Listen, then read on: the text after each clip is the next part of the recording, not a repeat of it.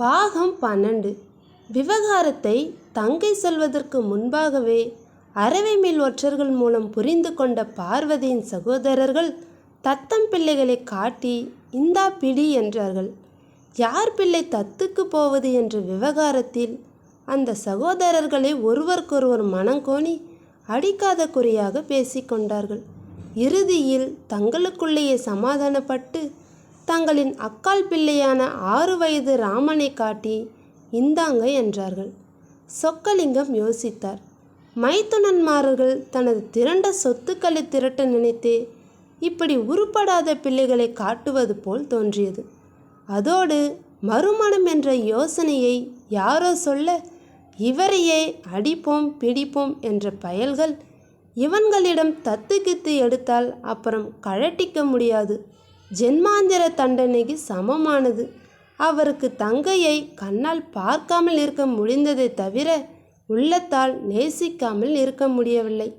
அவளது 2வது மகளான இந்த மல்லிகா மீது அவருக்கு அளவற்ற பாசம். அவள் பிறந்த பிறகுதான் ஜோதிடர் ஒருவர் சொன்னது போல் தாய் மாமனான தனக்கு யோகத்திற்கு மேல் யோகம் அடிப்பதாக நம்பினார். தங்கையின் வீட்டுக்கு போய் 3 வயதுக்கேற்ற லாவகத்துடன் மான்குட்டி மாதிரி கவர்ச்சியாய் மீன்குட்டி மாதிரி சுறுசுறுப்பாய் விளங்கிய மல்லிகாவை கேட்டார். தங்கைக்காரியோ தன் மகளை தர முடியாது என்பதை தயக்கத்தோடு வெளியிட்டபோது, உன் பிள்ளை என் பிள்ளை இல்லையா, எப்படியோ ஒருவரை ஒருவர் பாராமல் இருக்கும்படியாய் ஆயிட்டது. உன் பிள்ளையை பார்த்ததாவது உன்னை பார்க்கிற ஆறுதல் எனக்கு வேண்டாமா என்று அவர் கேட்டபோது செல்லம்மாவால் தாழ முடியவில்லை. இவள் பிறக்கத்துக்கு முன்னாலேயே நாம் பிறந்தவங்க அண்ணா என்று சொல்லிக்கொண்டே மல்லிகாவை அவரிடம் நீட்டினாள். சொக்கலிங்கம் நேராக வீட்டுக்கு வந்து மனைவியிடம் குழந்தையை நீட்டினார். அப்புறம்தான் அவளுக்கு விஷயமே புரிந்தது. ஆரம்பத்தில் எதிர்ப்பு தெரிவித்தாள். அசந்து போன அண்ணன்களின் பேச்சை கேட்டு சில சமயம் அந்த குழந்தையை அடித்திருக்கிறாள்.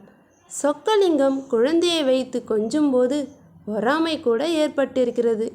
என்றாலும் குழந்தையின் மேலான சிரிப்பில் கள்ளம் கபடமற்ற கையாட்டும் லாகவத்தில் அவள் தன் எரிச்சலை அடக்குவது தெரியாமலேயே அடக்கினாள். அந்த குழந்தை அவளை ஒரு சமயம் அம்மா அம்மா என்று சொல்லி கன்னத்தை தொட்டது. அவள் இதயத்தையும் தொட்டது. ஒரு சமயம் கணவனிடம் ஏதோ மனத்தகராறில் சாப்பாட்டு தட்டை முன்னால் வைத்து கொண்டே சாப்பிடவும் முடியாமல் சாப்பிடாமல் இருக்கவும் முடியாமல் அவள் கோபத்தாலும் அந்த கோபத்தை மீறிய பசியாலும் சுவற்றில் தலையை தேய்த்து கொண்டே இருந்தபோது இந்த குழந்தை தன் வெள்ளரி பிஞ்சு விரல்களால் சோற்றை எடுத்து அவள் வாயில் ஊட்டியபோது பார்வதியின் வயிறு நிறைந்ததோ இல்லையோ இதயம் நிறைந்தது. அன்றிலிருந்து இன்று வரை குழந்தை எங்கிருந்து வந்ததோ அங்கே திருப்பி அனுப்ப வேண்டும் என்ற ஆசைக்கு நிராசை கொடுத்துவிட்டு இயல்பான தாய்மையினால் உந்தப்பட்டு மல்லிகாவை அவள் தாய்க்கு தாயாக வளர்த்து வருகிறாள். சகோதரர்களின் சகவாசத்தால் அவ்வப்போது அவளுக்கு நான் அனாதையாயிடுவேனோ, மல்லிகா கைவிட்டுருவாளோ என்கிற எண்ணமும் பீதியும் எட்டி பார்த்தனவே அன்றி இதுவரை அவை எகிரவில்லை. அப்படியே அண்ணன்மார்களின் உபதேசத்தால் மல்லிகா கல்யாணம் ஆனதும் மாறினாலும் மாறலாம் என்ற எண்ணம் உளைச்சலில் அவள் சிக்கி தவித்து ஓரளவு சினந்தவளாய் இருப்பதுண்டு. கல்லூரிக்கு போகும் மல்லிகா எப்போதாவது சும்மா இருங்கம்மா, உங்களுக்கு ஒன்றும் தெரியாது என்று சொல்லுவாள். பார்வதி உடனே ஒன்றும் தெரியாது என்றும் ஒன்றும் தெரியாத தன்னை மல்லிகா சொந்த அப்பாவுடன் சேர்ந்து கொண்டு ஏமாற்றப் போகிறாள் என்றும் இன்றைக்கே சொத்து பற்றி 2இல் ஒன்றை பார்த்துவிட வேண்டும் என்றும் நாள் முழுவதும் துடிப்பாள். என்றாலும் கல்லூரியில் இருந்து மல்லிகா திரும்பியதும் நினைத்ததை மறந்து பகடா போடட்டுமாமா, ஆரஞ்சு வேணுமா, ஆப்பிள் வேணுமா என்று கேட்பாள்.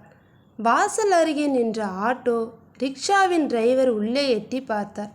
மல்லிகா இன்னும் வராதது அவருக்கு ஆச்சரியமாக இருந்தது. மாதம் ஒரு குறிப்பிட்ட தொகையில் வாடகைக்கு அமர்த்தப்பட்டிருக்கும் ஆட்டோ அது. மல்லிகாவை கல்லூரியில் கொண்டு போய் விட வேண்டும், மாலையில் கூட்டி கொண்டு வர வேண்டும்.